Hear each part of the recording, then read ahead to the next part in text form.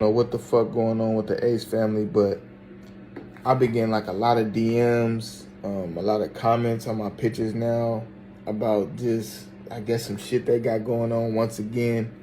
And, just to be transparent and honest with you, man, like, I think a lot of niggas felt that video because that shit happens every day, bro. And, like, I've been in this shit 10 years, and, like, that's just one of like, hundreds of stories I could tell you where, like, a nigga tried to run away with my sauce or I helped somebody. You know how many people I done put in position and helped or try to help, and then next thing you know, like, another opportunity come and they just out of nowhere get amnesia. And you know what I'm saying? Like, that shit just come with this shit. And I felt like that video went viral because a lot of people connect with that. Like, that shit real life. Like, being in these industries, fashion, music, it's the creatives, and then you got the agents. The agents is the matrix, man. These are niggas that they look like but they not really that, bruh. And so, that's just a part of, when you're a creative, you got a lot of niggas that either, because when it comes to this shit, it's a difference between inspiration versus clone. You feel me? I've been talked about this, but I believe that, like, inspo is like me seeing Just Don, and then I start doing custom hats, but I give my flowers to Just Don because he was doing Python hats, but at the time I put my little twist on it and I start doing fabric on hats. That's the inspo. That's like the inspiration. Like, okay, bet he doing something to a hat. How can I tweak this hat but be a little bit different? And at the same time, pay homage to the nigga that gave me the inspo. A lot of niggas hate to pay homage in this generation because they feel like everybody want to feel like that entitlement that they did it themselves.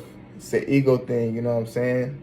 Or on the flip side of that, honestly, they don't want to split the pie. They'd rather have it all for themselves. You know what I'm saying? I've seen that too. So with all that being said, though, it's like, and I believe this, like, people know the difference between real and fake. You know what I'm saying? It's just, do we care to care? You feel me? And I feel like now, once you rip off X amount of people start caring more. Like, damn, you did that to Go, you did that to Bro. Now it's like, and now the story just becomes a bigger story. And now I'm a part of it because now every time you rip off a nigga, they're going to be like, damn, I remember when Bro, there was. So, like, it's weird, bro. But, like, this shit, that's why I be, so out the way, because I know, like, I'm really that. You know what I'm saying? And when you know that, you got to stay clear of that, too, though. You know? It's where I want a nigga to be like, Go weird as fuck.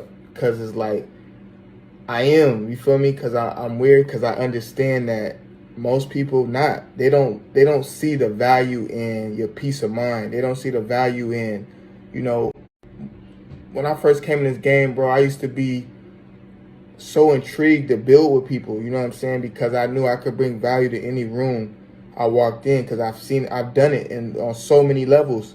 But then you get to a point where, like, you like, damn, like, I'm bringing the value, but everybody else is just take. Like, ain't no, like, so then you get in this place where you always, like, looking over your shoulders because like, niggas is always just trying to take from you.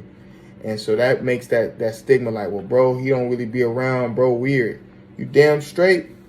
I'm about to be weird getting to this bag because it's like, I just know niggas don't be on the same frequency. That was one of the best examples of many examples of somebody that just reached out, never knew the dude. He been buying my product for years, found the product at another store, asked my nigga Bobby for my information. Bobby didn't want to give it to him, so he reached out via Instagram, DM, said he wanted to do a collab. I'm like, bet. I seen the vision. Okay, you got the numbers. You got millions and millions of subscribers. I got the sauce. You know what I'm saying? I got the drip that you already been buying. Now, when I went on your videos, it's mad niggas in your comments asking, where are you getting these bands from? Common sense. You got numbers. I got the drip. You feel me? And so, like, but common sense not common. You rather cut me out so you can leverage and get all the bread yourself. And it just made you look stupid because niggas in the city know what's really rolling. I don't be everywhere, but niggas know the brand know. The brand more popping than me. I wanted it like that. I always wanted the brand to be bigger than me because I feel like the product should always stand on his own. You feel me?